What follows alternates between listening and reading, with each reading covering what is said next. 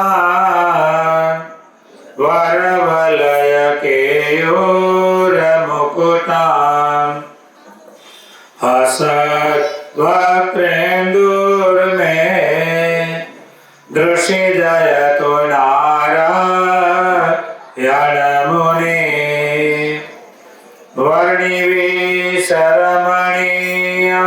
दर्शन मंदहास रुचिरा ननाम्बुजम् पूजितं सुरनरोत्तमैर्मुदा धर्मानन्दन मां विचिन्तये त्वमेव माता च पिता त्वमेव त्वमेव बन्धुश्च सखा त्वमेव त्वमेव विद्या द्रविणा त्वमेव त्वमेव सर्वं मम देव देव दिव्य जीवनने ज्योत जगावो आप करता थई कार्य दीपावो मंगलमय सुख नित्य देनारा जय घनश्याम जय जय करनारा जय घनश्याम जय जय करनारा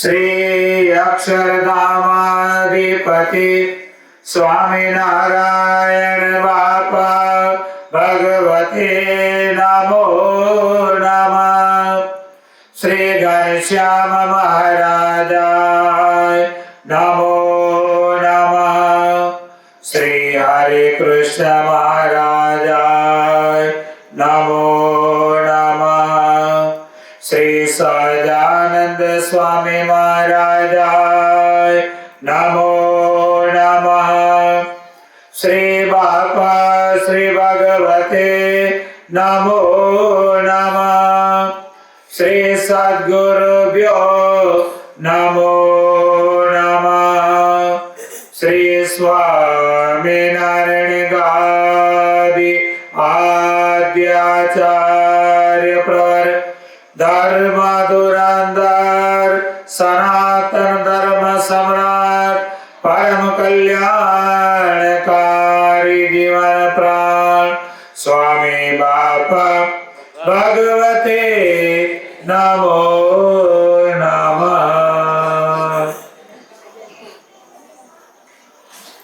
अनंत कोटि ब्रह्मांडाधीश परात परवर परब्रह्म पूर्ण पुरुषोत्तम सर्वावतारी सर्वोपरि श्री स्वामीनारायण बापा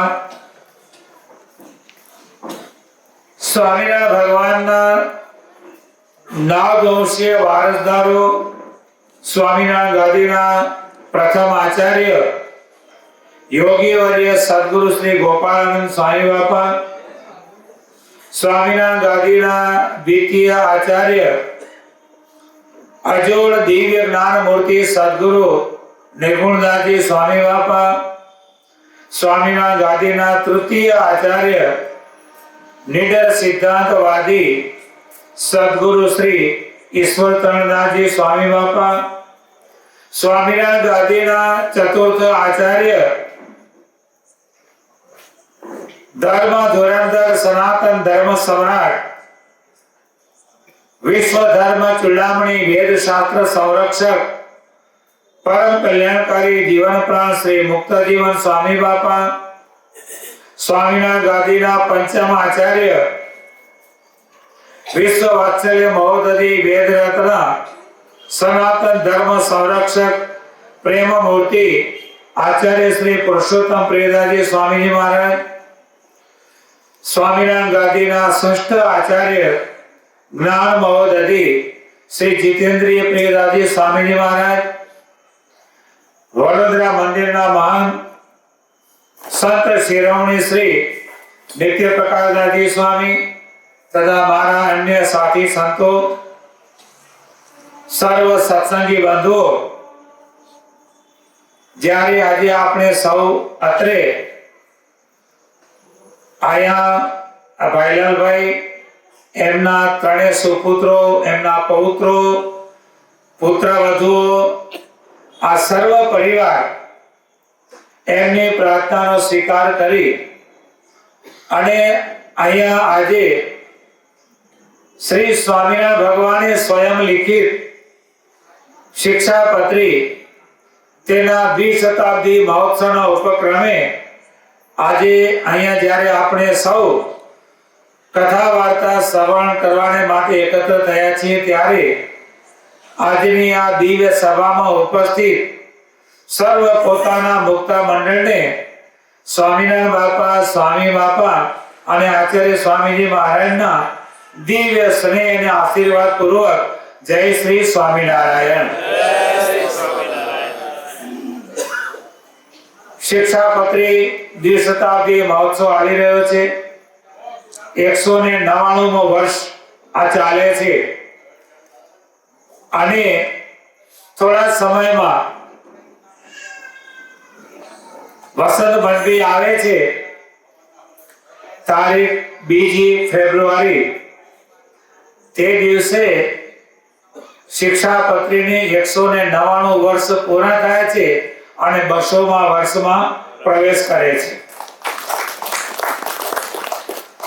તેના ઉપક્રમે આપણા જ્ઞાન મહોદધિ આચાર્ય શ્રી જીતેન્દ્રિય પ્રિયદાસજી સ્વામીજી મહારાજે ઠેર ઠેર શિક્ષાપત્રીનો દરેકને મહિમા સમજાય અને સર્વ મનુષ્યો, દરેક મનુષ્યમાં માનવમાં બધા આવી ગયા. પછી એ કોઈ પણ હોય, કોઈ પણ જ્ઞાતિનો હોય, કોઈ પણ ધર્મનો હોય કે કોઈ પણ હોય, માનવ જાતિ કહીએ એટલે એમાં બધા જ આવી ગયા. કોઈ પણ ધર્મને માનતો હોય કે કોઈ પણ જ્ઞાતિને હોય,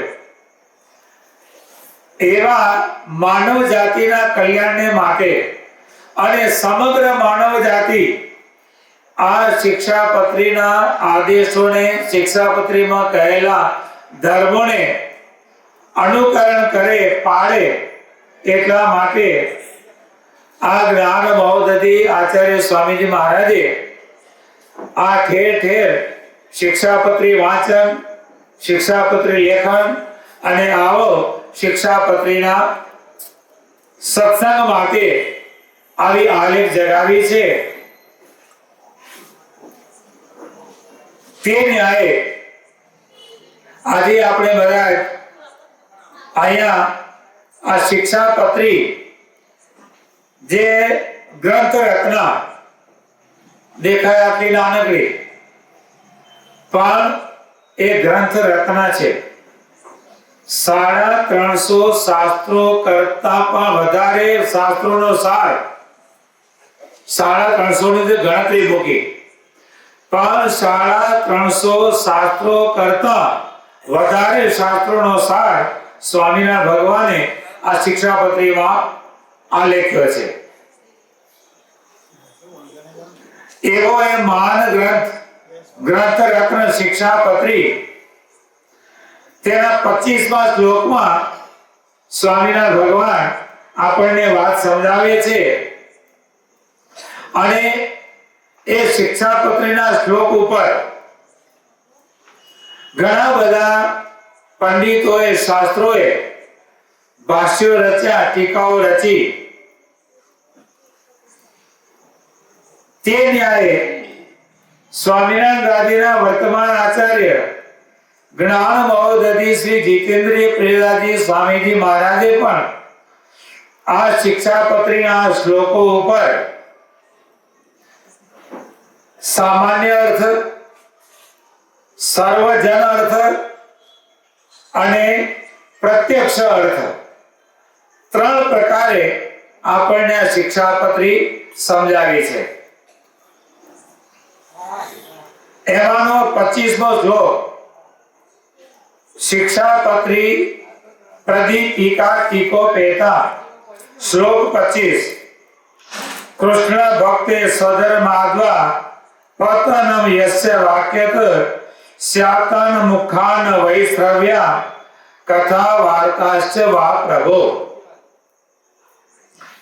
શ્લોકનો શબ્દાર્થ અને જેના વચનને સાંભળવે કરીને શ્રી કૃષ્ણ ભગવાનની ભક્તિ ને પોતાના ધર્મ એ બે થકી પડી જવાય તેના મુખ થકી ભગવાનની કથા વાર્તા પણ ન સાંભળવી. બીજી વાત નહીં, પણ ભગવાનની કથા વાર્તા પણ એવાના મુખ થકી સાંભળવી નહીં. અહીંયા સ્વામિનારાયણ ભગવાન કહે છે કે જેના વચને કરી ભગવાનની એટલે કે અમારી ભક્તિથી કે સ્વધર્મથી પડી જવાય તેના મુખ થકી ભગવાનની કથા વાર્તા પણ ન જ સાંભળવી. કારણ કે તેઓ વેદાદિ સત્શાસ્ત્રમાં શ્રદ્ધા રહિત હોવાને કારણે ભગવાનની ભક્તિ તથા સ્વધર્મથી એ વિમુખ છે. ધર્મમાંથી આપણને પાડી નાખે. અત્યારની વૈજ્ઞાનિક પદ્ધતિ સાયન્સ ઘણું આગળ વધી ગયું. બધાને મુઠ્ઠીમાં સાયન્સ, આખી દુનિયા સાયન્સે શું કર્યું, બધાને મુઠ્ઠીમાં આપી દીધી ને. પહેલા આપણે બધા શું કરતા, ભાઈલાલભાઈ શું કરતા, કાગળિયામાં સહી કરતા આવડે નહીં, આપણે બધા શું કરતા, અંગૂઠો મારતા. પછી બધા ભણ્યા ગણ્યા એટલે અંગૂઠા ગયા.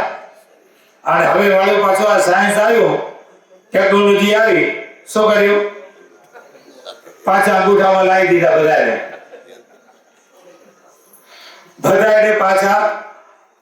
જેટલી ટેકનોલોજી આગળ વધી એટલા બધા જ અભણ થયા, અંગૂઠામાં આવી ગયા. હવે અત્યારના જુવાનોને આમ તો આવડે જ નહીં. આવડે, દાદાને પૂછો આ કેટલા બધા આવડે, અને અત્યારનાને જરા કઈ હિસાબ પૂછીએ એટલે તરત જ આંખ આવડે જ નહીં. અને પહેલાના બધા વડવાઓ મોઢે, અને એ પણ કેટલે સુધી, દોઢા અઢિયા સુધી, સવાયા ઊંટા અઢિયા સુધી, પાયા સવાયા અડધા અઢિયા, એટલા બધા આંખ આવતા ભાઈ. એક પાપા, બે પા અડધો, ત્રણ પા પોણો, ચાર પા એક, છપ્પા સવા, એવા બધા આવતા. હવે તો કઈ આવડતું નથી, માનમાં 20 સુધી આવડે. પૂછીએ કેટલા, તો 20-50 હો. કેટલા? 20-50 હો. પછી આગળ કઈ આવડે નહીં. ટેકનોલોજી આવી, બધું જ આવ્યું, પણ આ ટેકનોલોજીના જમાનામાં સાયન્સ ગમે એટલું આગળ વધે, પણ આ સાયન્સના જાણનારા, ટેકનોલોજીના જાણનારા એવી વાતો કરે કે આવા ધર્મ પાળવાની શું જરૂર છે, એ તો એક પ્રક્રિયા છે. બહેનો હોય અંદરો અંદર કે છે રજસ્વલા પાળવાની શું જરૂર છે, એ તો એક શરીરની પ્રક્રિયા છે. આવું કઈ આવા વચનો કહી અને ધર્મથી ચલાયમાન કરે તો તેના મુખ થકી ભગવાનની વાત પણ સાંભળવી નહીં. શિક્ષાપત્રીમાં સ્વામિનારાયણ ભગવાને ત્યાં સુધી કીધું, ગર્ભપાત તો નહીં કરાવવાનો, પણ ગર્ભપાત કરનારી જે સ્ત્રી હોય ને એનો સંગ પણ નહીં કરવાનો. કેટલું બધું ભગવાને આજથી 200 વર્ષ પહેલા ભગવાને આપણને આ ધર્મની વાત સમજાવી છે અને આવા ધર્મમાંથી જે ચલાયમાન કરે મિત્રો ભેગા થાય. જોયો મોટો ભગેલો કોલેજમાં તિલક ચાંદો કરીને નીકળે, એ સ્વામિનારાયણ ઉભો થા, પ્રોફેસર એમ કે સ્વામિનારાયણ ઉભો થા, અને વિદ્યાર્થીઓ પણ એ સ્વામિનારાયણ. એટલે આપણને શું થાય? શરમ આવે. ઘરેથી નીકળે એટલે મમ્મી પપ્પાને ચાંદો દેખાડવા કરે અને જે બહાર નીકળ્યો અને અમને સ્વામિનારાયણ કહે છે, અમને ભગત કહે છે. તો ભગવાન કહે છે કે એ આપણે ભગવાનની ભક્તિમાંથી ચલાયમાન થયા કહેવાઈએ. ક્યારે પણ કોઈના વચનો સાંભળી ધર્મ અને ભક્તિમાંથી ચલાયમાન થવો નહીં. આપણા તિલક ચાંદલા નિમિત્તે સ્વામિનારાયણનું નામ તો લે છે ને, તો પણ એનું બીજ બળતાશે. જે સ્વામિનારાયણ નામ લેશે તેના બધા પાતક બાળી દેશે. પછી ભાવે લે કે કુભાવે લે, ભાવે કુભાવે પણ મુક્તિ લેશે. હે ભાઈ, લવ હોય અને એમાંથી તમે છેડા કાઢો, લાઈટના બે છેડા કાઢો, વાયર નાખો અને પછી ઓહો વીજળી દેવી તમે તો કેટલા બધા મહાન છો, અંધારું થઈ જાય ત્યારે તમારે વિના ચાલે નહીં, તમે તો અમારું જીવન છો. અત્યારે તો બધાનું જીવન શું છે? વીજળી છે ને. જરાક મોબાઈલ ડિસ્ચાર્જ થઈ ગયો એટલે તરત જ પ્લગ હોતે. હવે આવી વીજળી એનો મહિમા ગાતા ગાતા બે છેડા હાથમાં ચાલો, શું થાય? ઝાટકો લાગે ને. અને એનો તિરસ્કાર કરો, તું ના હો તો ચાલે, અમે મીણબત્તી અલગાવી લેશું, તારા વિના શું છે? એવો તિરસ્કાર કરીને બે છેડા ચાલો, શું થાય? તો એ ઝાટકો લાગે. સ્વામિનારાયણ મહામંત્ર ભાવે લો કે કુભાવે લો, ભલે ને મસ્કરીમાં બોલે સ્વામિનારાયણમાં, પણ એ વાને આપણું તિલક ચાંદલો જોઈ અને સ્વામિનારાયણનું નામ તો બોલ્યો ને, તો એનું પુણ્ય પણ આપણને મળશે. એટલે ભારત કહે છે કે કોઈના વચને કરીને, જેના વચને કરીને ધર્મ અને ભક્તિમાંથી પડી જવાય તેવા મનુષ્યના મોઢેથી કથા વાર્તા પણ નહીં સાંભળવાની, ભગવાનના ગુણ પણ નહીં સાંભળવાના, તો બીજી વાતો સાંભળવાની રીત ક્યાં? એવાના મુક્તિ ભગવાનની વાત નહીં સાંભળવાની. કારણ કે એક વખત એના મુક્તિ ભગવાનની વાત સાંભળીએ એટલે આવા બધા હોય ને એ શું કે બધું સારું, હા સ્વામિનારાયણ બધું સારું કર્યું, પણ શું કરે? પણ મૂકી દે. અને જ્યાં પણ આવે ત્યાં સમજી લેવાનું કે હવે લાઈન બદલાવી.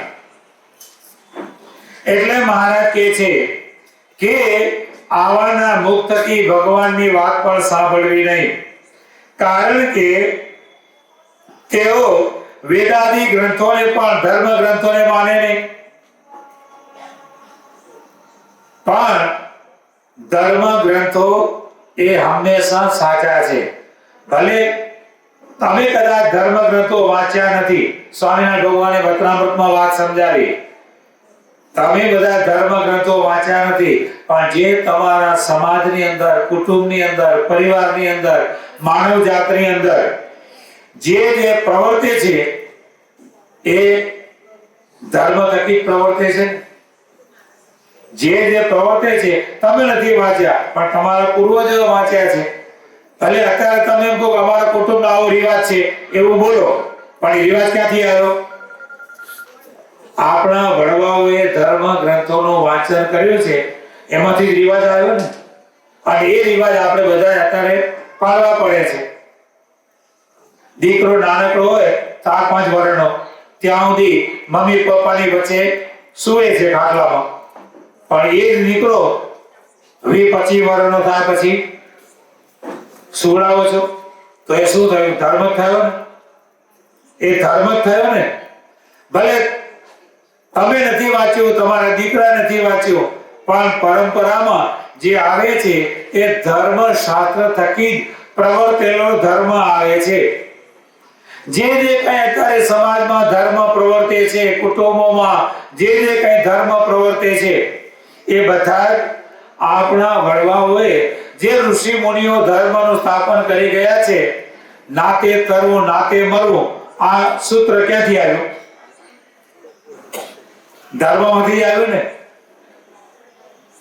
એટલે મહારાજ કહે છે કે આવા જે વિમુખ જીવો હોય છે એ આ શાસ્ત્રોને માનતા નથી અને એના કારણે ભગવાનની ભક્તિ તથા સ્વધર્મથી વિમુખ છે, છતાં પણ પોતાની પેટ પૂર્તિ માટે તથા વિષય વાસનાના પોષણ માટે પોતે ભક્તિ તથા ધર્મમાં નિષ્ઠાવાળા છે તેવા આડંબરથી ભગવાનની કથા વાર્તા કરતા હોય છે. એવા કદાચ ભગવાનની કથા કરતા હોય તો શેના માટે? પેટ માટે. મુક્તાનંદ સ્વામી કહે છે, હે સ્વામી નારાયણનો સ્મરણ કરતા અગમવાત ઓળખાણી રે, નિગમ નિરંતર નેતિ કરી ગાવે પ્રગટ ને પરમાણી રે. હે સ્વામી નારાયણનો સ્મરણ કરતા કાશી કેદાર કે દ્વારિકા દોડે, જોગની જોગતી ન જાણે રે. ફેરા ફરીને પાછો ઘરનો ને ઘરમાં ગોતો જોડાણો જેમાં ઘાણી રે. સ્વામી નારાયણનું સ્મરણ કરતા અગમવાત ઓળખાણી રે. કથા રે કીર્તન કહેતા ફરે છે, કર્મ તાણી જે કહાણી રે. શ્રોતાને વક્તા દેવ સમજ્યા વિનાના, પેટને અર્થે પુરાણી રે. સ્વામી નારાયણનું સ્મરણ કરતા અગમવાત ઓળખાણી રે. મુક્તાનંદ સ્વામી કહે છે કે આવા જે હોય જેને આ સ્વામિનારાયણ ભગવાનની ઓળખાણ નથી, જેને ભગવાનના વચનમાં શ્રદ્ધા ભક્તિ નથી, જેને શાસ્ત્રોના વચનમાં વિશ્વાસ નથી, એવા જે હોય એ કદાચ કથા અને કીર્તન બધું જ કરે પણ એ એના કર્મમાં લખેલું પણ કેવું? શ્રોતા અને વક્તા બંને સમજ્યા વિનાના, પેટને અર્થે પુરાણી. આવું એક સોસાયટી જેવું ગામ અને ગામડામાં એક પંડિતજી કથા કરે, કથા ચાલે અને એ કથામાં હવે પંડિતજી જેને ઘરે રહેતા હતા, કથા કરનાર પંડિત જેના ઘરેના ઉતારા હતા, હવે એ ઘરની અંદર એક યુવાન કન્યા અને એને વિશે આ પંડિતજી મોહી ગયા, એટલે બેના સંબંધો ચાલુ થઈ ગયા. આ બાજુ પંડિતજી રોજ હાજે કથા કરે અને રાત્રિ પડે એટલે આ પ્રમાણે ચાલ્યું. અને એમ કરતા કરતા એક દિવસ કથામાં પ્રસંગ આવ્યો કે જે પરદારાનો સંગ કરે તેને રૌરવ નામના નરકમાં પડવું પડે અને લોખંડની તપાવેલી લાલ ચોળ કરેલી સ્ત્રી તેને બાદ ફેરાવે. આવો કથામાં પ્રસંગ આવ્યો. હવે જે કન્યા હતી એ પણ કથામાં બેઠેલી, સભામાં બેઠેલી, આ સાંભળી અને તો ઉઠીને બીક લાગી જતી રહી, સભામાંથી ઉઠીને ઘરે જતી રહી.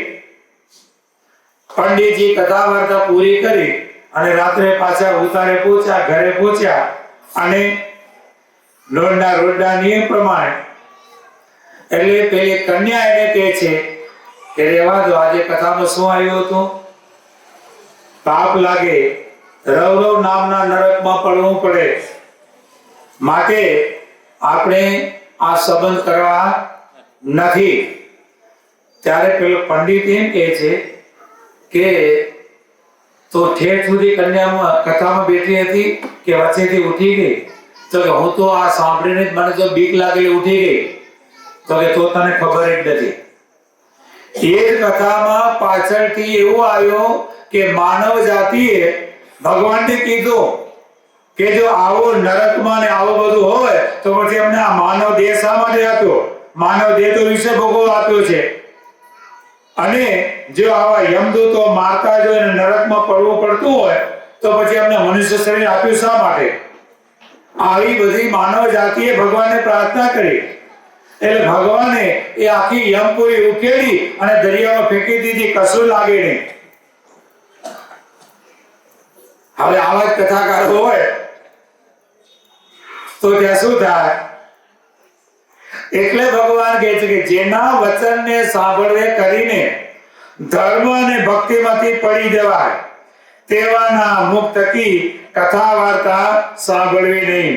કારણ કે તેવાના મુખ થકી કથા વાર્તા સાંભળવાથી તે વક્તા પોતામાં રહેલી જે નાસ્તિકતા તેને અનેક પ્રકારની યુક્તિ કરીને શ્રોતાઓના હૃદયમાં પ્રવેશ કરાવી દે અને ભક્તિ તથા ધર્મમાં નિષ્ઠાવાળા તે શ્રોતાઓને પણ ભક્તિ ધર્મથી વિમુખ કરી નાખે.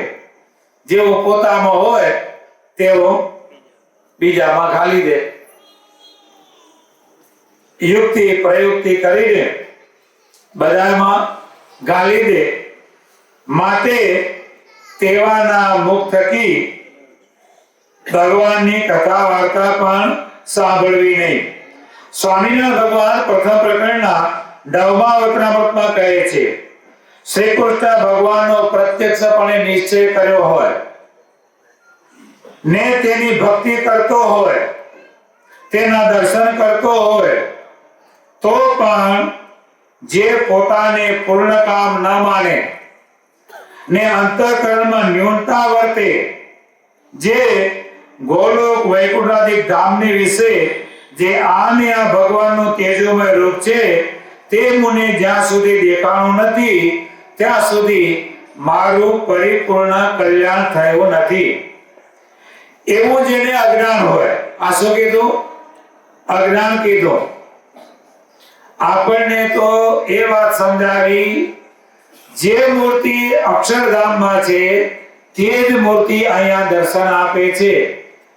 ધામમાં રહેલ ભગવાનનું દિવ્ય સ્વરૂપ 1837માં પ્રગટ થયા ધર્મ ભક્તિ છપૈયામાં ભગવાનનું મનુષ્ય સ્વરૂપ અને વર્તમાન કાળે પ્રતિમા સ્વરૂપે દર્શન આપતું ભગવાનનું સ્વરૂપ તેમાં એક રોમનો પણ ફેર છે નહીં.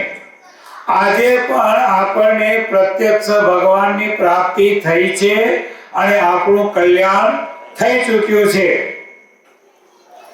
આપણને મરવાની બીક નથી. નહીં તો કોઈકને એમ કહે કે હવે ભગવાન જલ્દી આને ઉપાડી લે તો સારું, આવું કોઈકને કહીએ ને બહાર આમ આવું ચાલે હો. 95 વર્ષના ડોવા થયા હોય, ખાટલામાં પડ્યા રીબાતા હોય, આવું હોય. પણ ત્યાં જે સંતોને કોઈ દર્શન દેવા બોલાવે અને સંતો એમની પીડા જોઈ શકે નહીં, કારણ કે પરદુખ ભંજન સંતને કીધા છે. માં કરતા પણ સંતને એક ડગલું આગળ વધાર્યા છે. માં તો હાલરણા ગાયને ઉડાવી દે અને જે સંત છે ને એ હાલરણા એટલે ભગવાનનું જ્ઞાન આપી અને જગાડી દે. હવે આવા સંત દર્શન દેવા બોલાવે અને દાદાને દુઃખ થતું હોય એટલે સંતો જોઈ શકે નહીં.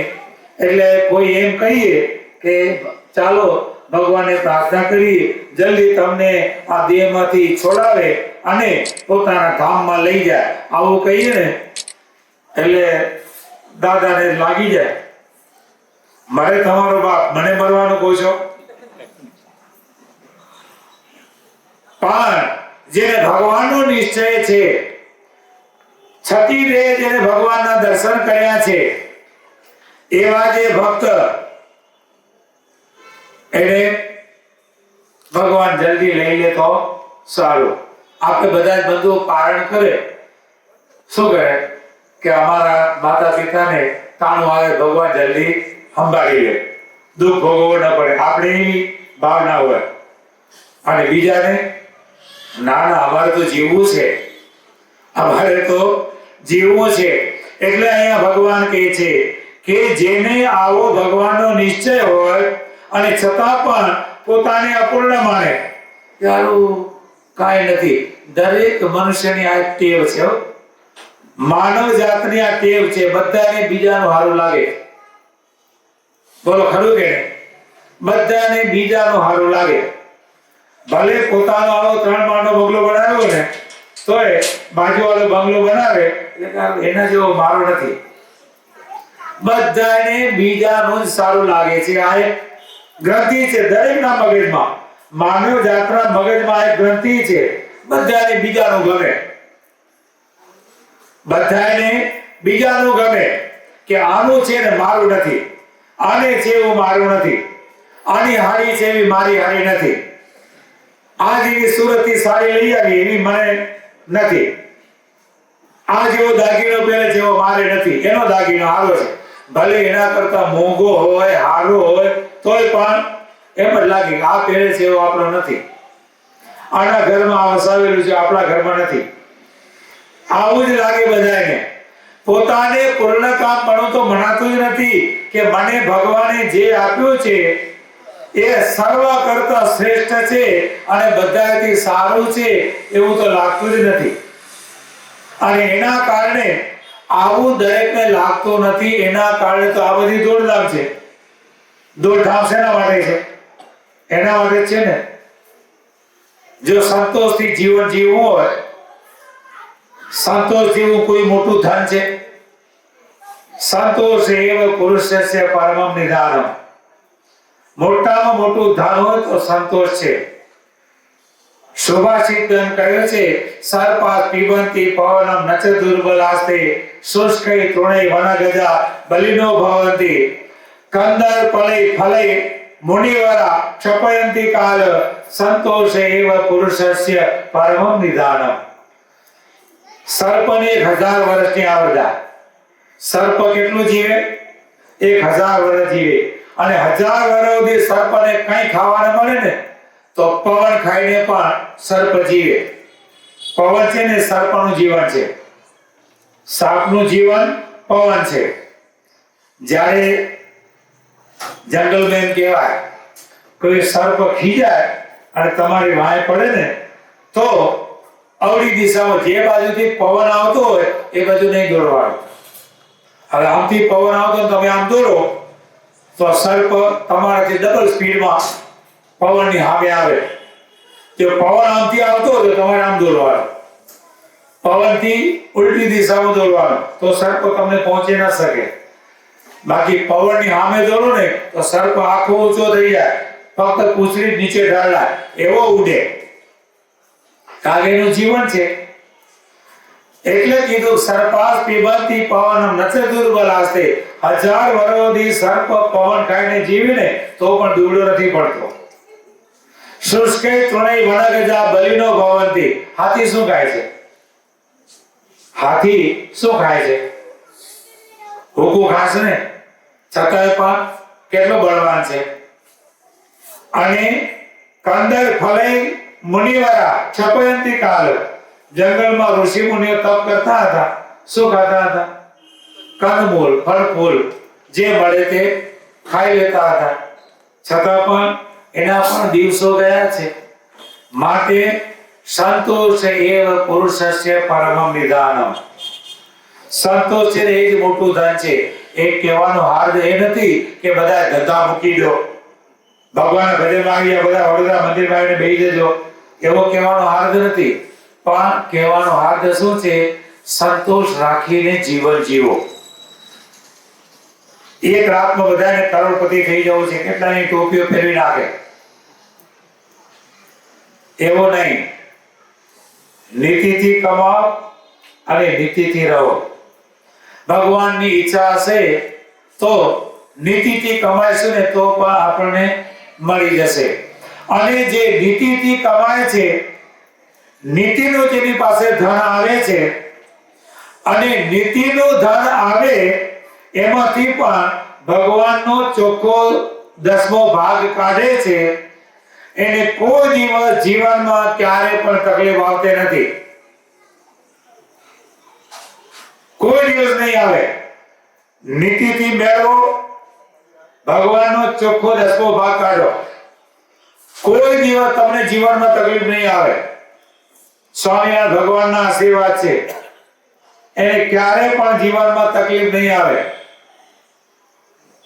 એક આવા નીતિવાન શેઠ, નીતિથી રહેવાનો અને ચોખ્ખો ભગવાનનો દસમો ભાગ કાઢી દેવાનો. ભગવાનનો ભાગ કાઢવાનો એટલે નફામાંથી ભાગ કાઢવાનો એવું ન માનતા હો. હા, એટલે આપણે બધો આવે બધો ખર્ચો કાઢતા પછી વધે એમાંથી દસમો ભાગ ના, એ દસમો ભાગ કાઢ્યો ન કહેવાય. હવે 10 રૂપિયા ભગવાનના કાઢવાના કેવી રીતે? જે તમારો વક્ર થાય એમાંથી તમારો ભાગીદાર હોય એ નફામાંથી ભાગીદાર હોય છે કે વકરામાં ભાગીદાર હોય છે? તમે કોઈ કંપની ભાગીદારીમાં ખોલી હોય તો એ તમારો ફક્ત નફાનો ભાગીદાર હોય કે વકરાનો ભાગીદાર હોય? વકરાનો ભાગીદાર હોય ને, તે ભગવાન પણ વકરાના ભાગીદાર છે. ભગવાન વકરાના ભાગીદાર છે, નફાના નહીં. જેટલો આપણો વકરો થાય એમાંથી ભગવાનના હોય 10 રૂપિયા ચોખ્ખા કાઢી દેવાના અને જુદા જ મૂકી દેવાના, અને સારામાં સારો ભગવાનનો ભાગ કાઢવાનો એક જ રસ્તો, જે કઈ આપણી વકરો થાય એમાંથી 10મો ભાગ લઈ અને ભગવાનની આગળ ગલ્લામાં નાખી દેવાની. હારા મારવા, પોચે નહીં ફળાવવાની, પારણ નહીં કરવાની, આરતી નહીં કરવાની. કારણ કે એ બધું કરો એટલે વળી પાછા આવો નિત્યપ્રકાશ સાંઈ પાસે, સ્વામી લાખ રૂપિયાની આરતી કરે છે, કિલો પ્રસાદ આલજો, 2 કિલો પ્રસાદ આલજો, તો એ ભગવાનનો ભાગ કાઢ્યો કહેવાય નહીં. હારા મારો રસ્તો શું? ભગવાનના ગળામાં નાખી દેવાનો.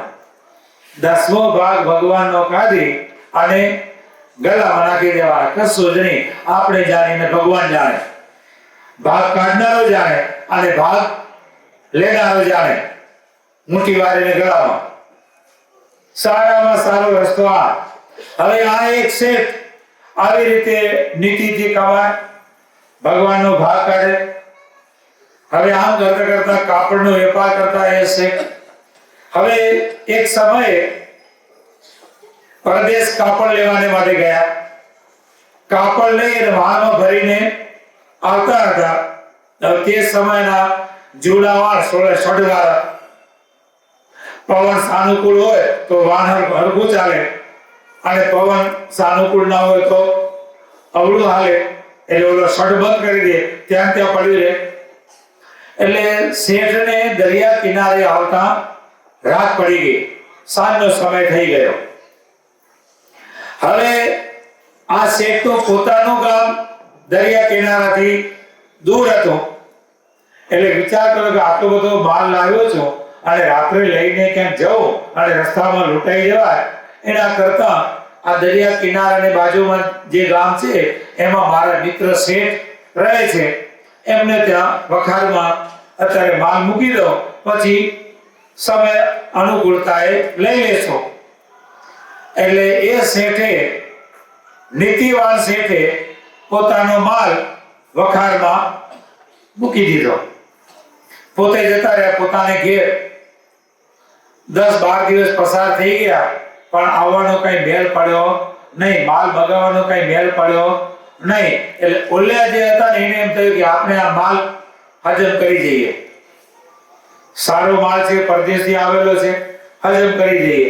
એટલે એને શું કર્યું, જે પેલા શેઠનો, નીતિવાન શેઠનો જે કાપડ હતું ને એ બધું હગે વગે આજુબાજુ બધું મૂકી દીધું, અને પોતાની વખાર હતી એમાં થોડોક પોતાનો સામાન એ બધું હતું,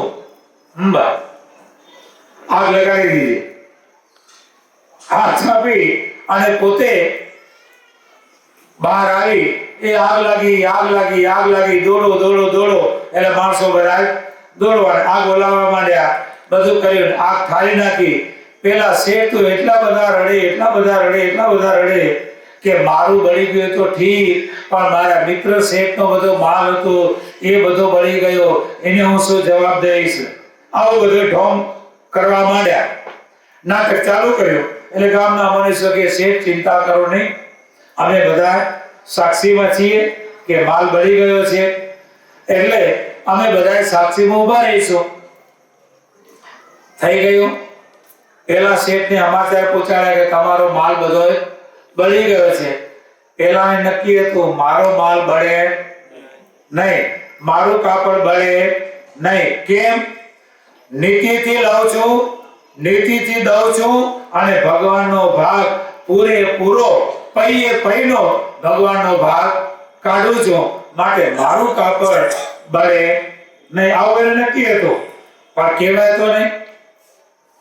આવ્યા, અહીંયા આવ્યા, ત્યાં પેલા મિત્ર શેઠ તો એની આગળ પણ રડવા માંડ્યા. એટલે પેલા નીતિવાન શેઠે કીધું કે ચિંતા કરો નહીં, જે થયું તે ભગવાનની મરજી.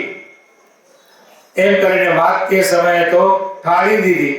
અઠવાડિયા પછી એ શેઠે કોર્ટમાં જજ સાહેબની આગળ ફરિયાદ કરી અને કીધું કે જજ સાહેબ, મારું કાપડ બળ્યું નથી, મારું કાપડ બળ્યું નથી.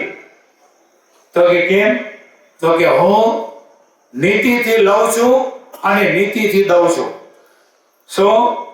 નીતિથી લઉં છું અને નીતિથી દઉં છું, અને જે નીતિથી આવે એમાં ભગવાનનો ભાગ પૂરેપૂરો કાઢું છું, માટે મારું કાપડ બળે નહીં.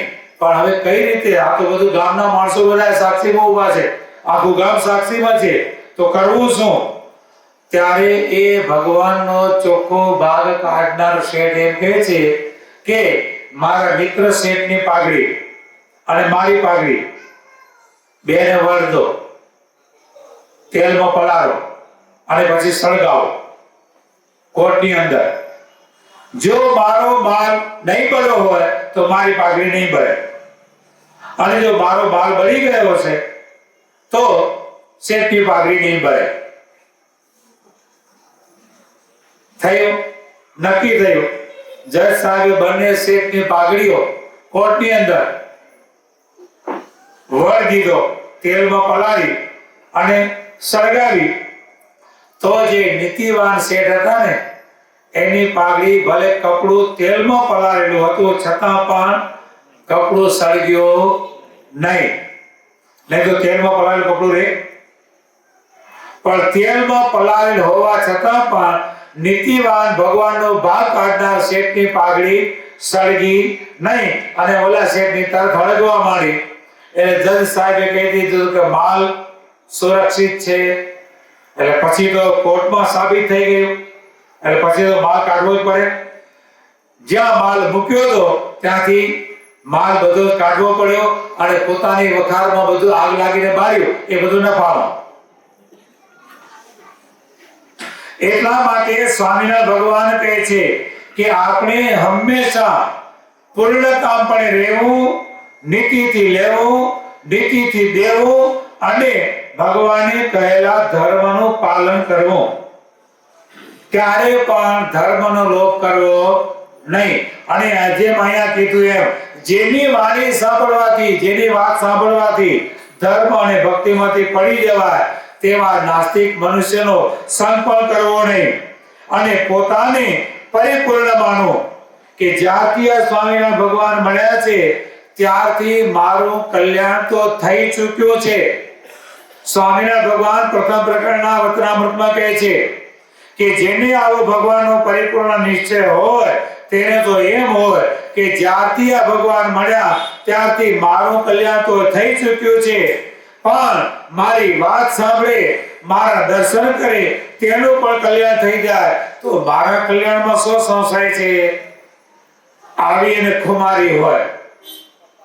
એટલે સ્વામિનારાયણ ભગવાન આ પ્રથમ પ્રકરણના 9મા વચનામૃતમાં કહે છે કે જેને પોતાને પરિપૂર્ણ ન માને એવું અજ્ઞાન હોય તેના મુક્તકી ભગવાનની વાત પણ ના સાંભળવી. વળી વળતાલ પ્રકરણના 12મા વચનામૃતમાં ભગવાન કહે છે કે જેને ભગવાનનો મહિમા સહિત નિશ્ચય નથી તો તેને મુખે ગીતા ભાગવત જેવા સદગ્રંથ સાંભળે તો પણ તેને કરીને કોઈનું કલ્યાણ થતું નથી. અને વળી જેમ દૂધ અને સાકર હોય અને તેમાં સર્પ અને લાળ પડી પછી એને જે કોઈ પીએ તેના પ્રાણ જાય, તે મહાત્મ્ય સહિત જે ભગવાનનો નિશ્ચય તેને રહિત તે વિનાના એવા જે જીવ તેના મુખ થકી ગીતા ભાગવત જેવા ગ્રંથને સાંભળે તો પણ તેનાથી કલ્યાણ થાય નહીં. એમાંથી તો મૂળગું જીવનું ભૂંડું થાય. ભલે ને ગમે તેવો સારો ગ્રંથ હોય પણ આવાના મુખ થકી સાંભળે કે જેનામાં ભક્તિ નથી, ભગવાનનો મહિમા નથી, એવાના મુખથી સાંભળે. દૂધ સાકર સારામાં સારો છે. દૂધ પાક બનાવ્યો સરસ મજાનો, અંદર એલાયચી ને કેસર ને જાયફળ ને બદામ પિસ્તા ને ચાવડી સરસ મજાનો દૂધ પાક બનાવેલો હોય અને એમાં સર્પ ની લાળ પડી જાય, શું થાય? અને વળી પાછું સર્પ ની લાળ પડતા આપણે દેખી જઈએ, આપણે દેખી જઈએ કે સર્પ ની લાળ પડી છે. પછી એને જે પીએ તેના પ્રાણ જાય. તેમ ગીતા ભાગવત જેવો દૂધપાક જેવો ગ્રંથ છે. આવા સદગ્રંથો હોય, ગીતા ભાગવત આપણા સાંઈ બાપાની વાતો, રહસ્યાર્થ, ટીકાસ્ત્ર, વચનામૃત, આ ગ્રંથ રત્ન, શિક્ષાપત્રી, આવા સદગ્રંથો હોય પણ પેલામાં નાસ્તિકતા રૂપી ઝેર પડ્યું છે અને એના મુક્તિ સાંભળે, ભલે ને શિક્ષાપત્રી સાંભળે તો પણ ધર્મમાંથી ચલાયમાન કરી નાખે. વળી લોયા પ્રકરણના 11મા વચનામૃતમાં સ્વામિનારાયણ ભગવાન કહે છે, સત્શાસ્ત્રનું શ્રવણ કરવું તે સત્પુરુષ થકી જ કરવું, પણ અસત્પુરુષ થકી સત્શાસ્ત્રનું કોઈ દિવસ શ્રવણ કરવું નહીં.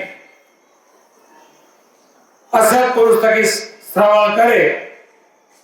હવે જે પોતે ઠોડ પડ્યો છે,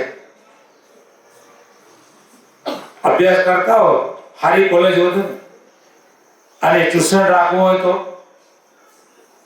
કયો સારો શિક્ષક છે, કયો સારો પ્રોફેસર છે એને હોદો. હવે પ્રોફેસર પોતે ઠોઠ હોય, એને કઈ આવડતું ને તમે એની પાસે ટ્યુશન રાખો, તમારું શું આવે?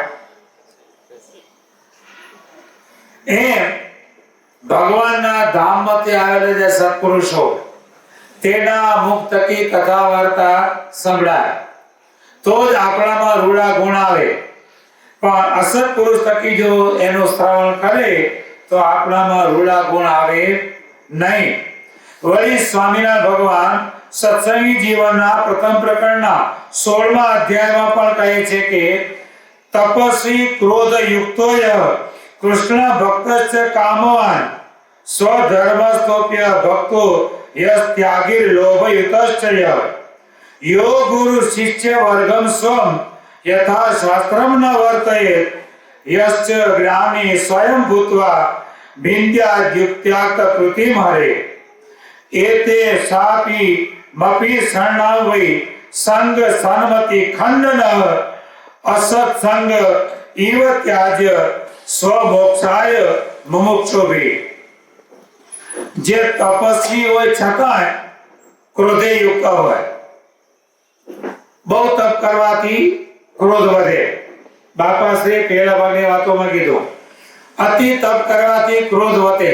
અતિ કાંઈ પણ જોઈએ નહીં, અતિ કાંઈ પણ જોઈએ નહીં. અતિ ભલા નહીં બરસના, અતિ ભલા નહીં ધૂપ, અતિ ભલા નહીં બરસના, અતિ ભલા નહીં ધૂપ, અતિ ભલા નહીં બોલના અને અતિ ભલા નહીં ચૂપ. અતિ ન જોઈએ. અતિશય વરસાદ વરસે તો શું થાય? એ બધું તારા જ કરી નાખે. પાણીમાં રમતો હોય ને પાણી પીવા ન મળે, શું થાય? અતિશય વરસાદ વરસે તો શું થાય? આખો દાડો પાણીમાં જ રમતો હોય અને છતાંય પણ પીવાનું પાણી ન હોય. એટલે અતિ ભલા નહીં બરસના, અતિ ભલા નહીં ધૂપ અતિશય તાપ પડે તો પણ બરોબર નહીં. અતિ ભલા નહીં બોલના, બુલબુલ કરવાનું ના. અતિ ભલા નહીં બોલના અને અતિ ભલા નહીં ચૂપ. જ્યાં ધર્મનો લોપ થતો હોય ત્યાં ચૂપ પણ નહીં રહેવાનું, ત્યાં તરત જ એને ચેતાવવાનો. એટલે અતિ નહીં. અતિ તપ કરે તો પણ બાપાશ્રી પહેલા ભાગની વાતોમાં કીધું, અતિ તપ કરવાથી તમોગુણ વધે છે. પૂર્વના ઋષિ મુનિઓ અતિ તપ કર્યો. ચ્યવન ઋષિ 96,000 વર્ષ તપ કર્યો. કેટલા? 96,000 વર્ષ સુધી ચ્યવન ઋષિએ તપ કર્યો. અને એટલા બધા સ્થિર બેઠેલા કે એના ઉપર ઉદ્દેનો રાખડો વળી ગયો. કેટલા સ્થિર બેઠા હશે વિચાર કરી લો.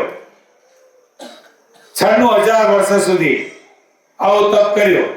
પણ તપે કરીને શું થયું? તમોગુણ આવ્યો, ક્રોધ આવ્યો. માંધાતા રાજાની પૌરી પોતાની બેનપણીઓ સાથે લટાર મારવા નીકળી અને એ લટાર મારતા આ રાખડો જોયો અને એમાં ફક્ત બે આંખો તકતકતી દેખાય. એટલે માંધાતા રાજાની પૌરીએ બાજુમાં દર્ભ પડ્યો હતો. ડાબડાની હળી લઈ અને ખોસી આંખ ફૂટી ગઈ અને તરત જ ચ્યવન ઋષિ ક્રોધમાં આવી ગયા. અને ક્રોધમાં આવ્યા તો માંધાતા રાજાનું સૈન્ય અને એનો રાજમાં રહેતા માણસો બધાનો બંધ કરી દીધો. આને આ બે શું થાકો? બે દરવાજા બંધ, પેશાબે બંધ, નામે બંધ, બે બાજુનું બંધ કરી દીધો અને બધા જ અકળાવા માંડ્યા. રાજા તપાસ કરવા માંડ્યા કે આમ કેમ થયો. તપાસ કરતા ખબર પડી કે ભાઈ કૌરી આવી રીતે લટાર મારવા નીકળી હતી અને આમ કર્યું છે. રાજા સૈન્ય સહિત પ્રધાનો સહિત ત્યાં આવ્યા, પ્રાર્થના કરી ઋષિ આગળ. ઋષિ કહે છે કે જો હવે તમારે બધાને ઉગરવું હોય તો મારી આંખો ફૂટી ગઈ છે, હું થઈ ગયો વાંધો, તો હવે જેને મારી આંખો ફોડી છે એ મને આપી દો. એટલે તપ કરીને શું કમાણા ભાઈ? જેને મારી આંખો ફોડી એ મને આપી દો. અને માંધાતાની કૌરીને 96,000 વર્ષે માંધાતા રાજાની કૌરીને પરણ્યા અને પોતાની પત્ની બનાવી. તપ કરવાથી યાદ આવ્યું. એટલે જે તપસ્વી હોય છતાં ક્રોધે યુક્ત હોય, તપનું અભિમાન આવી જાય, ક્રોધ થઈ જાય. સાંઈ બાપા વારંવાર દર્શન આપી આપણે સાંભળ્યું છે. એક તપસ્વી પથ્થર ઉપર સોપારી રાખી અને એ સોપારી ઉપર ઊંધે માથે તપ કરતા હતા. બોલો, પથ્થર ઉપર સોપારી રાખી અને એના ઉપર ઊંધે માથે તપ કરતા હતા. ભગવાન પ્રસન્ન થયા તપ જોઈને. ભગવાન ખૂબ જ પ્રસન્ન થયા અને દર્શન આપ્યા અને કહે છે કે તપસ્વી માગો જે માગો તે આપો. ત્યારે ઓલો તપસ્વી પૂછે છે તમે કોણ છો? શું કહે છે? તમે કોણ છો? તો ભગવાન કહે છે કે હું ભગવાન છું, તારું તપનું જોઈ રાજી થયો છું અને તને તો માગે તે આપવાને માટે આવ્યો છું, વરદાન માગ. ત્યારે પેલો તપસ્વી જરા ક્રોધ વાળો, અભિમાન વાળો, એટલે કે તમે ભગવાન છો? શું કહે છે? તમે ભગવાન છો? લાગતો નથી ભગવાન હોય એમ. ભગવાન હોય એવું લાગતો નથી. તો કે કેમ હું ભગવાન છું? તો કે ભગવાન હો તો મને પૂછો છો શું? આ મારું તપ જોઈ અને તપનું ફળ જે થતું હોય આપી દો. મને માગવાનું શા માટે કહો છો? મારા તપનું ફળ જે થતું હોય આપી દો. ત્યારે ભગવાન કે તપનું ફળ જો માંગતો હોય તો આ પથ્થરે તારો શું ગુનો કરે? આટલા વર્ષો એ પથ્થરને ભારે માર્યો. જો તારે તપનું જ ફળ જોઈતું હોય તો એક કામ કર, હવે તું તા પથ્થર અને પથ્થર થાય ઋષિ અને તારા ઉપર જેટલા વર્ષ તે તપ કર્યો એટલા વર્ષ એ પાછો તારા ઉપર તપ કર્યા. તપનું ફળ એટલે અતિ તપ નહીં. સ્વામિનારાયણ ભગવાને જે આ શિક્ષાપત્રી રચી છે ને, કોઈને કઠણ પડે એવી નથી અને કોઈને છૂટા પણ મૂક્યા નથી. જોજો શિક્ષાપત્રીના 212 શ્લોક તમે વાંચજો, સમજી વિચારીને વાંચજો અને એ પ્રમાણે વર્તવાનો પ્રયત્ન કરશો. કઠણ પણ નહીં પડે. ગમે એવું કળિયુગ આવે, ગમે એવું સાયન્સ આગળ વધે તો પણ શિક્ષાપત્રી પાડવામાં કઠણ નહીં પડે. એટલે શિક્ષાપત્રી ગ્રંથ એવો છે, કોઈને કઠણ પડે એવો નથી અને ભગવાને કોઈને છૂટા પણ મૂક્યા નથી. બધાને ભગવાને બાંધી રાખ્યા છે, બંધનમાં રાખ્યા છે. બધાને બંધનમાં રાખ્યા છે અને બંધનમાં રહે ને એની જ કિંમત છે. લાગે અત્યારની યુવાન યુવતીઓને એવું લાગે કે અમારા બાબા સદા અમારા પર વોચ રાખ્યા કરે છે. ના, એ વોચ નથી, એ તમારી સુરક્ષા છે. આજના યુવાનો યુવતીઓની એ સુરક્ષા છે, વોચ નથી.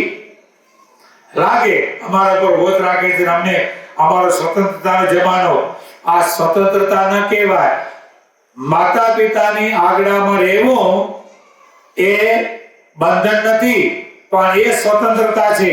અને જો આજ્ઞામાં ન રહે તો એ સ્વતંત્રતા નહીં પણ સ્વચ્છંદતા પણ છે. એ સ્વચ્છંદીપણું છે, એ સ્વતંત્રપણું નથી. માતા પિતાની વડીલોની આજ્ઞા ન માનવી એ શું છે? સ્વચ્છંદીપણું છે, સ્વતંત્રપણું નથી. સ્વતંત્ર તો એમની આમન્યામાં રહેવું એ છે અને એમાં જ આપણી કિંમત છે. એમાં જ આપણી કિંમત છે. તમે બધા સંસારમાં રહો છો, સમાજમાં રહો છો, બધાને તમને અનુભવ. જે યુવતી ચારે બાજુ રખડતી હશે એની સાથે કોઈ આમ કરશે? આમ કરવું હોય તો કેટલું બધું તપાસે વડીલો, 7-8 પેઢી સુધી તપાસે અને ખબર પડે કે આ રખડતલ છે તો રિજેક્ટ. અને જે માતા પિતાની આજ્ઞા પ્રમાણે બંધનમાં વર્તનમાં રહેતી હોય એ બંધન નથી, આપણી કિંમત છે. શું છે? આપણી કિંમત છે. અહીંયા ઈંટવાળાનો કટકો આપણે લાગીઓ પાથરી છે, ઈંટો પાથરી છે, એનો અડધો કટકો ક્યાંક આમ રખડતો હોય તો એને તમે લાખ બાર એક બાજુ નાખો, બરોબર ને? પણ એ જ ઈંટના કટકાને લાલ કપડું બાંધી દો અને ઉપર નારસળી બાંધી દો અને 4 રસ્તાની વચ્ચે મૂકી દો, શું થશે? જે કોઈ પસાર થશે કરતો જાય ને. કેમ? બંધનમાં આવી ગયો. એ ઈંટનો કટકો બંધનમાં આવી ગયો તો કિંમત વધી ગઈ. એમ બધું આપણે પણ શિક્ષાપત્રી રૂપી બંધન છે આપણો. એ બંધનમાં રહીશું ને તો જ આપણી કિંમત છે. સીતાજી જો લક્ષ્મણ રેખામાં હોત ને તો એને આ કાંઈ દુઃખ આવત નહીં. લક્ષ્મણ રેખામાં હોત તો રામચંદ્રજીએ પૂરેપૂરા અપનાવેલા હતા. પણ જ્યાં લક્ષ્મણ રેખા ઓળંગી તો આખી જિંદગી ઠેર સુધી છેવટે પૃથ્વીમાં સમાઈ જવું પડ્યું, પણ રામચંદ્રજી અપનાવ્યા નહીં. કેમ? લક્ષ્મણ રેખા ઓળંગી તો. જો લક્ષ્મણ રેખામાં હતા ને તો એ રામચંદ્રજીના સૌથી પ્રિય હતા. પણ જો લક્ષ્મણ રેખાથી બહાર નીકળી ગયા તો ઠેર સુધી છેવટે વાલ્મીકી ઋષિએ પોતે આવીને કીધું કે સીતાજી પવિત્ર છે, તો પણ રામચંદ્રજી અપનાવ્યા નહીં અને અંતે પૃથ્વીમાં સમાઈ જવું પડ્યું. માટે શિક્ષાપત્રી જે આપણને સ્વામિનારાયણ ભગવાને આપી છે એ આપણું બંધન નથી, પણ એ આપણી સુરક્ષા કવચ છે. શિક્ષાપત્રી છે ને આપણું સુરક્ષા કવચ છે. અને એના પ્રમાણે જો વર્તાય તો ભગવાન કહે છે કે આપણે બધા જ ઉર્ધ્વ ગતિને પામીએ. તપસ્વી હોય, ક્રોધયુક્ત હોય ને ભગવાનનો ભક્ત હોય છતાં કામાતુર હોય. તપસ્વી ક્રોધયુક્ત હોય, ભગવાનનો ભક્ત હોય પણ કામાતુર હોય, નજર ખરાબ હોય, જ્યાં જાય ત્યાં નજરો તાણ્યા કરે, ખોટી દ્રષ્ટિએ જોયા કરે, કામાતુર હોય, સ્વધર્મનિષ્ઠ હોય છતાં અભક્ત હોય, સ્વધર્મ નિષ્ઠ હોય, ધર્મ પાળતો હોય, લૌકિક ધર્મ પાળતો હોય, સામાજિક ધર્મ પાળતો હોય, પણ ભગવાનની ભક્તિ ન કરતો હોય. ઘણા બધા હોય ને સમાજના ધર્મો પાળનારા, કેટલા બધા હોય છે. સમાજના પરોપકાર કરનારા કેટલા બધા હોય છે. હાલ સુરતમાં પેલા સવાણી કેટલું બધું સામાજિક કામ કરે છે. હે, દર વર્ષે 200 250 કન્યાઓનું કરિયાવર આપી અને લગ્ન કરાવે છે. સ્વધર્મ નિષ્ઠ હોય, પણ ભગવાનને વિશે ભક્તિ ન હોય. સ્વધર્મ નિષ્ઠ હોય અને અભક્ત હોય, ત્યાગી હોય છતાં લોભે યુક્ત હોય. આમથી બહારથી ત્યાગ દેખાય અને અંદર લોભ પડ્યો હોય. સ્વામિનારાયણ ભગવાન વન વિચરણ કરતા કરતા એક જગ્યાએ પધાર્યા અને એક બાવાજી વડ નીચે રહેતા હતા ગામની બહાર, અને પોતાનું આસન અને એની નીચે ભોયરું. દાડે શું કરવાનું? ભીખ માંગવાની, જોઈ આવવાનું કોના ઘરમાં ક્યાંથી પીવાય છે, અને રાત પડે એટલે ધાર પાડવાની. એટલે ત્યાગી હોય, ઉપરથી ત્યાગ દેખાડે. સ્વામી બાપા એના ઉપર આખું કીર્તન બનાવ્યું. સંત અંતર તપાસી સમાગમ કરજો વિવેક વિચારી. સંત અને અસંતને જોઈને સમાગમ કરજો. ભગવા લુગડા પહેર્યા માટે સંત માની લેજો નહીં. તો પોલીસમાં ધોળે ભગવે ભગવા પહેર્યા માટે સંત થઈ ગયા નાના, ક્યારે પણ માનશો નહીં. ગુણાતીતાનંદ સ્વામીની વાતોમાં કહ્યું છે કે આ બાજુ ઉત્તરમાં રામપુરા ભંકોળા ગામ છે. ત્યાં આ કપડું રંગવાની ભગવી માટી એની ખાણો છે. ત્યાં આ માટી નીકળે. હવે ત્યાં એ માટી લાવનાર ગધેડા અને કુંભાર બધા જ ભગવા થઈ જાય. માટી ખોદે તો ગધેડા ભગવા થઈ ગયા, તો એને નમસ્કાર કરવાના, એને સંત માનવાના ના. સંત અસંત તપાસી સમાગમ કરજો વિવેક વિચારી. સાંઈ બાપે આખું કીર્તન એના ઉપર બનાવ્યું. બાવે ઠગવા ધાર્યા ભગવા શીર જટાને વધારી. ખાઈ હરામનો ફાલ્યો ફૂલ્યો મિથ્યા તન અહંકારી. સમાગમ કરજો વિવેક વિચારી. અને એમાં બે શિષ્યો, એક વિવેકી અને બીજો અવિવેકી. અવિવેકી કે છે કે જોને આ કેવા મહાત્મા મળ્યા છે, ચાલો આપણે આની સેવા પૂજા કરીએ. ત્યારે વિવેકી કહે છે કે ના, એમ માની લેવાય નહીં. મનના મેલા પાપ ભરેલા બગલા ધ્યાન લગાવે. ધ્યાન છે તેનો મીણ પકડવા એવા પાપ પૂજારી. વિવેકી શિષ્ય એમ કહે છે એમ આપણે સેવા પૂજા થાય નહીં, એમ મનાય નહીં. આ તો બગલા ધ્યાન કહેવાય. બગલો એક પગે ઉભો રહીને ધ્યાન કરતો હોય. તળાવમાં બગલો હોય તો શું કરે? એક પગે ઉભો રહીને બરોબર આંખો મીચીને ઉભો હોય, પણ જ્યાં માથું દેખાય ત્યાં. એટલે સાંઈ બાબા કહે છે કે મનના મેલા પાપ ભરેલા બગલા ધ્યાન લગાવે. ધ્યાન છે તેનો મીન પકડવા એવા પાપ પૂજારી. જાણ્યા વિના જોયા વિના કેમ ફસાઈ થાય. ચાલો કસોટી કરીએ ભાઈ રાખીને હોશિયારી. અને કસોટી કરવા માંડ્યા. બોલો વિવેકી લોભે યુક્ત હોય, ત્યાગી હોય ને લોભે યુક્ત હોય. ખોબામાં પૈસા રાખી અને કકડાવે કે સુપાત્ર મોટા મહાત્મા મળ્યા, પુણ્ય પ્રગટો ભારી. કેવા મહાત્મા છે? વસ્ત્ર ન રાખે, અવાની ન પાકે. કોઈ વસ્ત્ર નથી અને કઈ બોલતા નથી, ધ્યાનમાં બેઠા છે. વસ્ત્ર ન રાખે, વાણી ન પાકે, એમ ફેરા પડતો બોલે. આગે ભેટ ધરું લઈ જાવે, અન્ય ઠગો કે ઠગારી. આ મારી ભેટ તો આપી છે મહાત્માને, પણ મહાત્માજી પાસે કોઈ વસ્ત્ર નથી, વળી મહાત્મા બોલતા નથી. તો મારી ભેટ હું આગળ મૂકું અને બીજો કોઈ લઈ જાય તો, કોઈ ઠગારી આવે અને ઉપાડી જાય તો, એના કરતા એક કામ કરું. ભાવે આલુ મુખમાં ગાલો, બાવો જો મોં ફાડે. માનો કૃતાર્થ પાય પડીને જાઉં બલિહારી. વિવેકી શિષ્ય હતો, શું બોલ્યો? બાવાજીને સાંભળતા બોલ્યો કે ભાવે આલો, વસ્ત્ર તો છે ને, તો મારે ભેટ આપવી છે, મૂકવી ક્યાં? તો જો બાવાજી મોઢું ફાડે ને તો મોઢામાં પૈસા મૂકી દો અને હું જાઉં.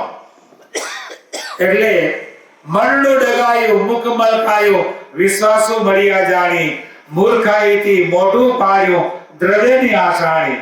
એટલે બાવાજી સારો શિષ્ય મળ્યો લાગે છે. આ કર્યું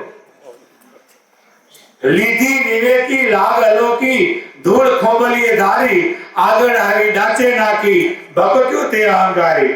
અને જ્યાં બાવાજીએ મોઢું ફાડ્યું ત્યાં તરત જ પેલા વિવેકી શિષ્ય શું કર્યું? પૈસા મૂકી દીધા ખિસ્સામાં અને બાજુમાં ધૂળ હતી ને અને જ્યાં મોઢામાં ધૂળ નાખી ત્યાં ભગત્યો તે અહંકારી. લંપટ લોભી પૂરો કપટી કસોટી થઈ ગઈ સારી ભોળા ભાઈની આંખ ખુલી ગઈ વિવેકે વાત વિચારી. વિવેકે સહિત ત્યાગી હોય પણ લોભે યુક્ત હોય તો તેનો પણ સંગ નહીં કરવાનો. ગુરુ પદે બિરાજતા હોય છતાં પોતાના શિષ્યોને યથાશાસ્ત્ર ધર્મ મર્યાદામાં વર્તાવતા ન હોય. પોતે ગુરુ પદે હોય બસ આવો દબો ખા બાકી તમારે જે કરવું એ કરજો. તો બાપા કે એનો પણ સંગ કરવાનો નહીં. પોતે ધર્મમાં વર્તે. આચાર્ય કોને કહેવાય? આચાર્ય કોને કહેવાય? પોતે ધર્મનું આચરણ કરે અને પોતાના શિષ્યોને ધર્મનું આચરણ કરાવે તેને કહેવાય આચાર્ય. એવા હોય તો આચાર્યનો સંગ કરવાનો. બાકી પોતે ગુરુ પદે બિરાજતા હોય પણ પોતાના શિષ્યોને યથાશાસ્ત્ર ધર્મ મર્યાદામાં વર્તાવતા ન હોય અને જ્ઞાનવાન હોય છતાં યુક્તિથી ભગવાનના આકારનું ખંડન કરતા હોય, આ 6 પ્રકારના મનુષ્યોનો સંગ રૂઢી બુદ્ધિનું ખંડન કરનારો છે. સત્સંગી જીવનમાં ભગવાને આ 6 પ્રકાર કીધા. આવા 6 પ્રકારના મનુષ્યોનો ગુરુઓનો સંતનો સંગ કરવો નહીં. માટે પોતાના મોક્ષને ઈચ્છતા એવા મુમુક્ષુજનોએ અસત પુરુષના સંગની પેટે ઉપરોક્ત જે 6 મનુષ્યો કીધા એના સંગનો પણ સર્વ પ્રકારે ત્યાગ કરવો. કારણ કે આ 6 પ્રકારના મનુષ્યોના સંગથી પોતાના કલ્યાણનો ઘાત થાય છે. હરિભક્તિ વિલાસમાં પણ કહ્યું છે કે યેષામ ગુરવ ચ જપ્યે ચ વિષ્ણુ ચ પરમાત્મની નાસ્તિ ભક્તિ સદા તેષામ વચન પરિવર્જય. જે પુરુષને ગુરુને વિશે જાપ કરવા યોગ્ય મંત્રને વિશે તથા ભજવા યોગ્ય એવા ભગવાનને વિશે ભક્તિ નથી તેના મુખ થકી ભગવાનની કથા વાર્તા પણ સાંભળવી નહીં. જે પુરુષને પોતાને મળેલા ભગવાનના ધામમાંથી આવેલા સાચા સત્પુરુષો તેને વિશે અને જાપ કરવા યોગ્ય મંત્રને વિશે આપણે ભગવાનને જાપ કરવા યોગ્ય મંત્ર સર્વશ્રેષ્ઠ આપ્યો. સર્વ મંત્રથી શ્રેષ્ઠ છે સ્વામિનારાયણ નામ. શ્વાસો શ્વાસે જપતા સંકલ્પનો થાય વિરામ. જે સ્વામિનારાયણ ઉચ્ચરે તેના ત્રિવિધ તાપો દૂર કરે તે ભવસાગર આ જન્મે કરે. આવો જાપ કરવા યોગ્ય મહામંત્ર સ્વામિનારાયણનો જાપ જપે ત્રિવિધ તાપ એના ટળી જાય. દરેક મનુષ્ય માત્ર 3 પ્રકારના તાપમાં જલ્યા કરે છે. અને ખીચડી રાંધવા મૂક્યું ને ખીચડી મૂક્યું રાંધવા અને બરોબર આંધણ આવે અને ખદબદવા માંડે ઉકળવા માંડે કયો દાણો ઠારીને બે ભાઈ? એક દાણો ઠારીને બે. એમાં સંસારમાં આવું છે. મા બાપ એમ જાણે કે મારો દીકરો મોટો થાય છે અને કાળ એમ જાણે કે મારી ખીચડી પાકે છે. કાળ શું જાણે? મારી ખીચડી પાકે છે અને મા બાપ એમ જાણે કે મારો દીકરો મોટો થાય છે. આ જ છે પણ એ ત્રિવિધ તાપમાંથી બચવું દરેક મનુષ્ય અધ્યાત્મ, અધિભૂત ને અધિદૈવ ત્રણ પ્રકારના તાપમાં બળ્યા જ કરે છે. દરેકને જલન પડી છે. બોલો કોને શાંતિ છે? કો નિવૃત્ત થઈને બેઠા છે એને શાંતિ નથી, અને જે કામ કરે છે એને શાંતિ નથી. છે દાદા શાંતિ છે? કોઈને શાંતિ નથી. માણસ જન્મે ત્યારથી કરીને મરે ત્યાં સુધી અશાંતિમાં જ મરે. શું દરેકને એમ થાય કે ભણી લઈએ એટલે શાંતિ? શું ભણી લઈએ એટલે શાંતિ? ભણી લે પછી એમ કે હારી નોકરી મળી જાય પછી શાંતિ. હારી નોકરી મળે પછી એમ થાય હારી છોકરી મળી જાય પછી શાંતિ. હારી છોકરી મળી જાય પછી એમ થાય કે પારણું બંધાઈ જાય પછી શાંતિ. અને કદાચ ભગવાનની કૃપા થાય પારણું બંધાઈ જાય તો હવે આમ પરણાવી દો પછી શાંતિ. આમ ને આમ ચાલ્યા કરો. પણ એમને એમ કરતા કરતા કરતા કરતા છેવટે અશાંતિમાં ને અશાંતિમાં માણસનું મૃત્યુ થઈ જાય. કારણ કે સ્વભાવ છે જગતનો સ્વભાવ છે જીવતા માણસને પછાડવામાં અને મરેલા માણસને ઉપાડવામાં આ બધા એક થઈ જાય. બધા એક ક્યારે થઈ જાય? જીવતાને પછાડવામાં. એમાં સમાજ એકતા દેખાડે. જીવતાને પછાડવામાં અને મરેલાને ઉપાડવામાં એકતા દેખાડે. બાકી ક્યાં એકતા દેખાતો નથી. બાકી તો બધે આમ જ પડ્યું છે. એટલે ત્રિવિધ તાપમાં બધા જ બળ્યા કરે છે. કોઈને શાંતિ નથી. ખરેખરી શાંતિ તો ભગવાન અને ભગવાનના સત્પુરુષોના ચરણોમાં રહેલી છે. બીજે બાપા કે ક્યાંય શાંતિ નથી. આખી દુનિયા આ ત્રણ પ્રકારના તાપમાં બળ્યા કરે છે. અધ્યાત્મ, અધિભૂત અને અધિદૈવ. અધ્યાત્મ એટલે આપણા આંતરિક તાપ, કામ, ક્રોધ, લોભ, માન, ઈર્ષા, અદેખાઈ, આ બધા અંતરના તાપ. બધા મોટામાં મોટી ખાઈ અદેખાઈ. બાકી ગમે એવી મોટી ખાઈમાં પડ્યો ને તો બહાર નીકળી શકે, પણ અદેખાઈમાં પડે ક્યારે બહાર નીકળી શકે નહીં. એટલે આમાં બધા જલ્યા કરે છે. અધ્યાત્મ, અધિભૂત એટલે રાજ્ય સંબંધી કષ્ટ. રોજ સરકાર નવો કાયદો કરે. આજે આવો ટેક્સ, આજે આ ટેક્સ, આજે આના ભાવ વધારે, આજે આનું થયું ને. રોજ નવું આવે. અધિભૂત અને અધિદૈવ. દૈવ કોપ થાય, અતિવૃષ્ટિ થાય, અનાવૃષ્ટિ થાય, દૈવ કોપ થાય. આ ત્રણમાં બધા જ જલ્યા કરે છે.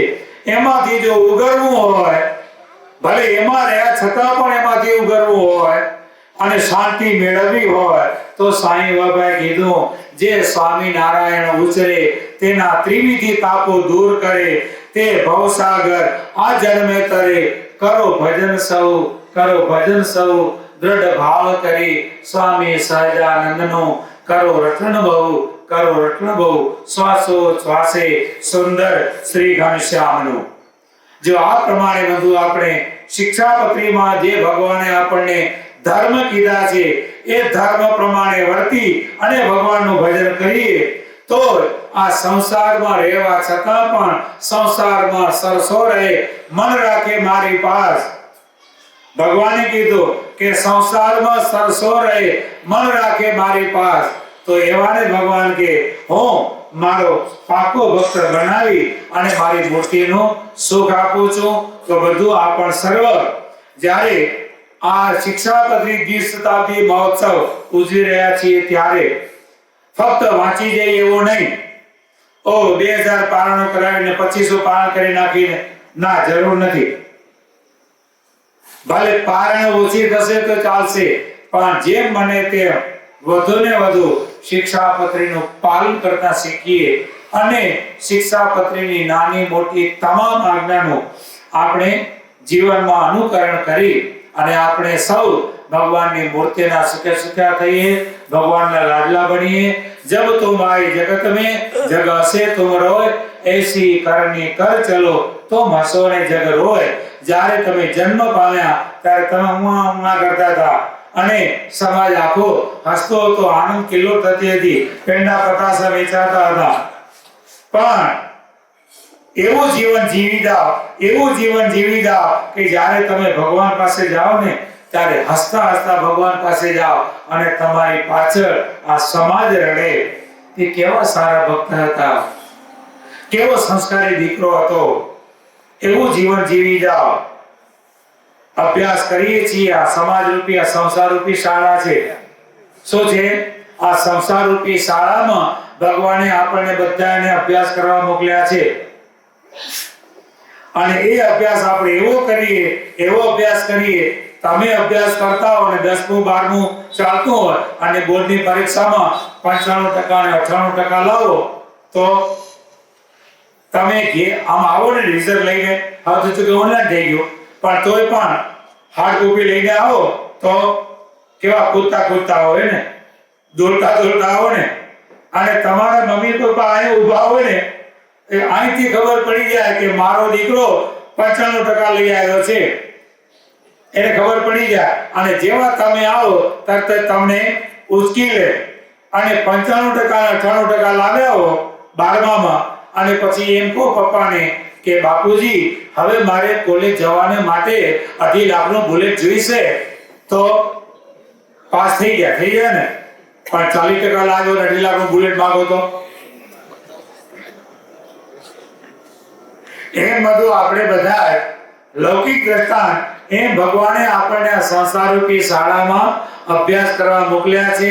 ભગવાનની ભક્તિ કરી અને એવો અભ્યાસ કરીએ કે જ્યારે આપણને ભગવાન પાસે જવાનો સમય આવે ને ત્યારે ભગવાન પોતે સામેથી દોડી અને આપણને ઉચકી લે એવો આપણે અભ્યાસ કરીએ. ત્રીજું દ્રષ્ટાંત આપું પુષ્પનું. આપણા સહજાનંદ સ્વામી મહારાજના દર્શન બધાએ કર્યા છે. પુષ્પ શોભતા મૂર્તિ કરી છે દર્શન રોજ. સહજાનંદ સ્વામીના હાથમાં શેનું પુષ્પ છે? ગુલાબનું પુષ્પ છે ને, ગુલાબનું પુષ્પ છે. નહીં તો તમે બધા, તમને ખબર છે, તમે બધા પુષ્પોની ખેતી કરી. ગુલાબ કરતા પણ જુઈ જાય ચમેલીમાં વધારે સુગંધ નથી, મોગરામાં વધારે સુગંધ નથી. અહીંયા એક જુઈનો હાર મૂક્યો આખી સભા ફોરફ કરી જાય. આપણે ગુલાબનો હાર મૂકો તો આખી સભા ફોરફ કરશે? નહીં કરે. પણ છતાંય પણ હસ્તામાં ફૂલ કયું છે? ગુલાબનું. તમે બધા અત્યારના જુવાન યુવતીઓ કોલેજમાં અનેક પ્રકારના ડે ઉજવતા હો છો. ફ્રેન્ડશિપ ડે ને ફલાણો ડે, ઢીકડો ડે ને બધા ઉજવતા હો અને એકબીજાને શું આપો? કયું ફૂલ આપો છો ભાઈ? ગલગોટો કે ગુલાબ? કયું ફૂલ આપે? અત્યારે ઇંગ્લિશ ગુલાબ આવતા હોય, મને સુગંધ ના આવે તો મારે બધો સ્પ્રે છાંટી દે, પણ આપે કયું? ગુલાબનું આપે. બીજું ફૂલ કોઈ આપતું નથી. અને ભગવાને પણ નિરંતર ગુલાબનું ફૂલ ધારણ કરેલું છે કે બીજા ફૂલ વધારે સુગંધીમાન છે છતાંય પણ બીજા ફૂલ નહીં, અને ભલે ઓછું સુગંધીમાન છે તો પણ બધી જગ્યાએ ગુલાબ આટલું બધું પ્રિય શા માટે? કારણ કે ગુલાબનું ફૂલ છે ને કાંટાની વચ્ચે રહીને પણ પોતાની સુંદરતા અને સુગંધ બંને હાથવી રાખે છે. શું કરે છે? ગુલાબનો છોડ કેવો હોય છે? કાંટાવાળો. અને કાંટાની વચ્ચે ગુલાબનું ફૂલ થાય છે છતાં પણ સુગંધ પણ હાથવી રાખે છે અને સુંદરતા પણ હાથવી રાખે છે. એમ બધું આપણે બધા આ સંસારરૂપી કાંટામાં છીએ, સંસારરૂપી કાંટાની વચ્ચે છીએ, પણ આપણું જીવન ગુલાબ જેવું હોવું જોઈએ. આપણામાં ધર્મ અને સંસ્કાર એક ક્યારે પણ નીકળવા જોઈએ નહીં. સુંદરતા પણ હોય અને સંસ્કાર રૂપી સુગંધ પણ હોય. ધર્મ રૂપી સુંદરતા હોય અને સંસ્કાર રૂપી સુગંધ હોય તો ભગવાન હંમેશા પોતાની હથેળીમાં આપણને ઉછાળે અને કહે છે કે આવો મારા લાલ, આવો. આવું બધા આપણે જીવન જીવી અને શિક્ષાપત્રી 20 શતાબ્દી મહોત્સવના ઉપક્રમે આપણે બધા આવા ગુલાબ જેવા સુંદર અને સુગંધીમાન જીવન જીવી ભગવાનની મૂર્તિના સુખે સુખા થઈએ એવી ભગવાન બાપા સ્વામી બાપા આપણ સર્વને દિવ્ય શક્તિ ભક્તિ આપે એટલે પ્રાર્થના કરી આજની સભાને આપણે વિરામ આપીશું. આજે જે અહીંયા આ સત્સંગ સભાનું આયોજન થયું, જેમ આગળ કીધું એમ ભાઈલાલભાઈ અને એમના સર્વ પરિવાર, તમે બધા જે અહીંયા બધા જ વડીલો, આપણા બધા જે વડીલો છગન દાદા અને ગોરધન દાદા અને ચીમન દાદા જે બધા તમારા બધા જે વડીલો જે જીવન જીવી ગયા, તમારા વડીલોએ તમારા મા બાપને જે સંસ્કાર આપ્યા છે ને, હવે અત્યારે જે વડીલો બેઠા છો ને એમની જવાબદારી છે. તમને જેમ તમારા મા બાપો સંસ્કાર આપી ગયા છે એમ તમારે હવે તમારી આ ભાવિ પેઢીમાં એ સંસ્કાર રેડવાના છે. સમજી ગયા? તમારા માતા પિતા તમારી કોઠીઓમાં અનાજ ભરી ગયા છે અને તમે અત્યારે હાણેથી કાઢીને ખાધા કરો છો. હવે જો તમે જો કોઠીમાં અનાજ નહીં નાખો અને કાંકરા નાખશો તો તમારા વારસો શું ખાશે? એને કાંકરા ખાવાનો વારો ના આવે. એટલા માટે આપણે બધા આપણા જીવન રૂપી કોઠીઓમાં ભક્તિ અને સંસ્કાર રૂપી અનાજ ભરીએ અને આપણા વંશ વારસોને પણ ભક્તિ અને સંસ્કાર આપણે આપીએ અને આપણા બધાનું જીવન ભગવાનમય બને એવી ભગવાન આપણા સર્વ ઉપર કૃપા વરસાવે. બોલો શ્રી અક્ષરધામના અધિપતિ સ્વામિનારાયણ બાપાની જય, ઘનશ્યામ મહારાજની જય, હરે કૃષ્ણ મહારાજની જય, સહજાનંદ સ્વામી મહારાજની જય, બાપા શ્રી જય, સદગુરુ શ્રી જય, સ્વામિનારાયણ ગાદીના આદ્યાચાર્ય પ્રવર ધર્મ ધુરંધર સનાતન ધર્મ સમ્રાટ પરમ કલ્યાણકારી જીવન પ્રાણ સ્વામી બાપાની જય.